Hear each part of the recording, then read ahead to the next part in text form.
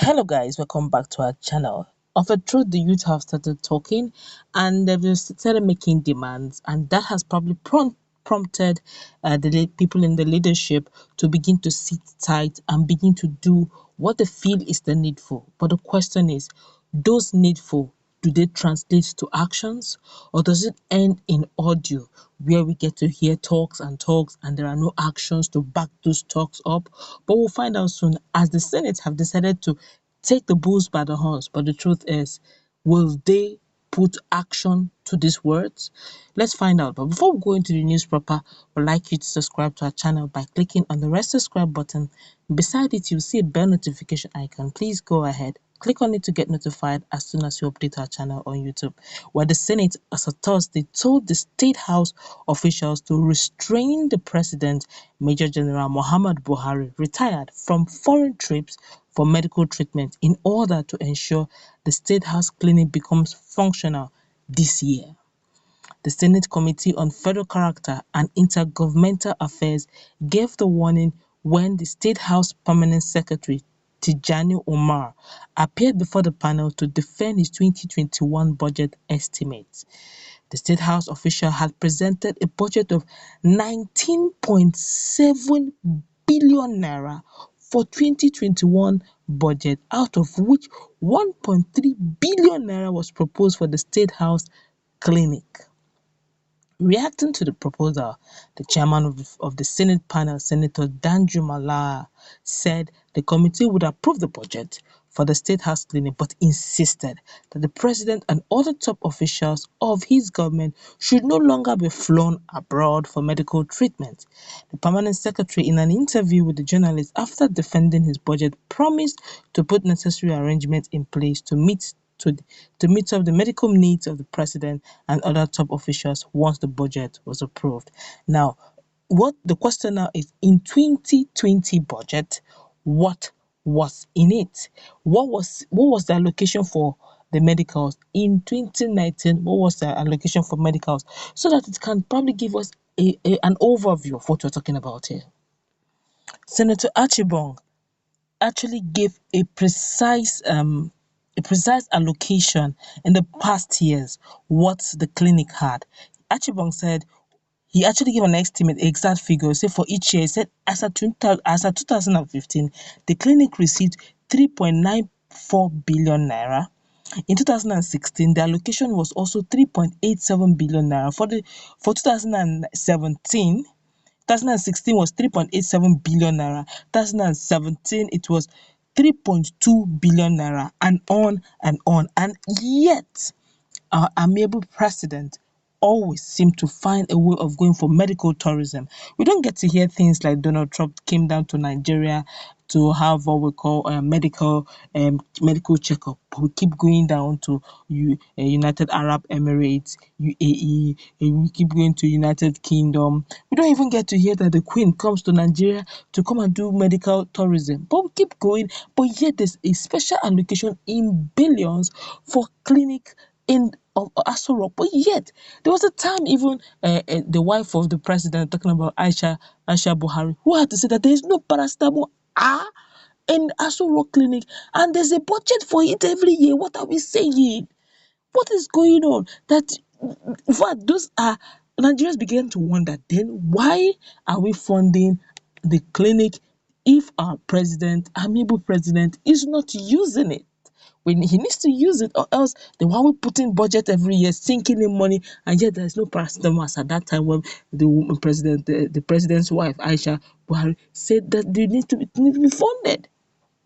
As in, it need to be funded. And these are the things we're talking about. But let's so that we can have an idea of what Nigerians are making of this whole thing. I feel it's a welcome development, that if we, of course, that would be a nice idea. We're thinking indigenous, right? That's good. That's awesome. So if you're thinking indigenous, it begins from the top, which means our president will have to look inward. We have the best of facilities in the clinic, and also we begin to think of indigenous doctors instead of them looking for. We develop our expert rate here, and they give the best of facilities, so that anything that is not available, of course, we can go ahead and bring it in, so that even the common man, by the time they're done with Asoro Clinic, it will there will be a a trickle down effect, a trickle down effect on the Nigerians as a whole. But let's hear what Nigerians are saying, because I can assure you, Nigerians are not buying this idea one little bit. This one here is saying, why don't also let us add it by stopping the children from studying at universities abroad? That is a personal opinion. Okay, I don't think you should stop anybody who wants to take his children abroad. It's a choice. If you have the money to take your children abroad, you believe our educational system is not good enough, by all means. Telling the presidency not to take his children abroad, I think that, to me, you're taking it too far. But for indigenization policy, it actually should be encouraged that the president should allow his children to study in Nigeria, because if he believes in indigenization policy and he believes in the University of Nigeria, by all means, he would actually allow his children to come in, then ensure that the facilities in our educational sector is top notch. Because the reason why ASO is on strike and they seem not to be paying them their arrears is simply because most of their children are actually not studying in Nigeria, they're abroad.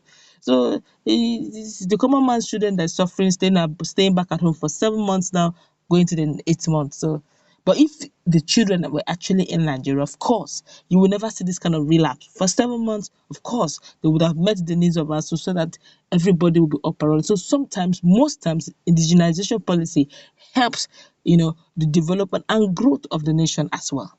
All the time, not even most times. This one here is saying story. Okay. A typical example is NDDC. NDDC probe came and gone.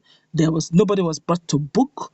We keep hearing the money is in billions, billions, billions. Up till now, we've not heard anything about those they have probed. Have they been taken to court? Have they been persecuted? Nothing. It has been swept under the carpet. And that's why Nigerians are saying, it's not the same Senate, it is story. We hear it as talk, audio. We will not see actions. This one here is saying, laugh out loud, bunch of eye service jesters. Stop Buhari from medical trips and also reduce your unnecessary wages so that other sectors could get needed fund or needed finance to function well. This one here is saying, this is a good development. I pray it won't just be audio. This one here is saying, wetin dem do with the last budget? 1.3 billion again? Make them use the money upgrade the ones for Warri, Sapele and Alaja. This one here is saying, dem just dey do jester like Chief Okpolokpo. This one here is saying, they are just making noise. Iwoke. Serious. This one here is saying, which Senate? Is it this rubber stamp Senate or what? They just want to make headline, nothing much. Can you imagine what Nigerians are saying? Nigerians are tired of the audio promises. This one here saying, believe it at your own risk. This one here say, bunch of noisemakers, they won't do nothing. You can imagine a whole, the third arm of our democracy is talking, and Nigerians are saying they're just bunch of noisemakers. Some of them are calling them rubber stamp senators. This is so bad. That means Nigerians don't even believe in the legislative arm of the government. This is rather sad. This one here is saying, the children of the so-called senators right now, it is well. This one here is saying, talk less, talk, let the masses know you are talking, but work day and night to see your talks are acted upon. Never. Only talk just to paint yourself good. Better act on this one. We don't need the act. This one here is saying, all of una be the same. Nyemu, as in they are believing that this whole thing can work. This one is a good one. It's a welcome development. Let the expensive hospital in Soro also work. Well, if this would see the light of day, honestly, it's a wonderful idea. All right, it's a wonderful, very brilliant idea.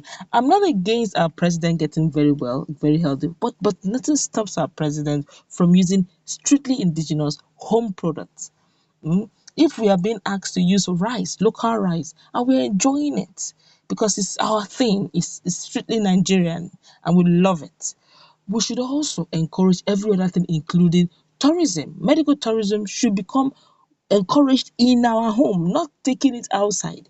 Let's also develop our hospitals to the point that even Donald Trump, United States President, or the Queen can also come down to Nigeria for medical facilities. But the question is, do we have what it takes? We have the finances, we have been, if the way the budget have been, the funds they've been giving to the clinic has been utilized properly, by now that clinic should be state of the art, should be top notch. 1.3 billion is not, more money in the sachet. It's a good money.